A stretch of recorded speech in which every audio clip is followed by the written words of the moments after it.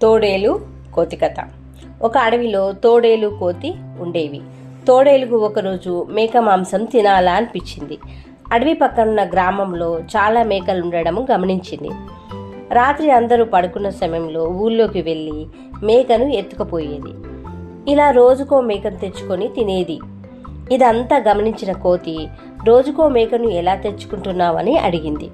దానికి ఆ తోడేలు, ఈరోజు రాత్రి నువ్వు కూడా నాతో పాటు రా, నీకు చూపిస్తానని చెప్పింది. కోతి సరేనంది.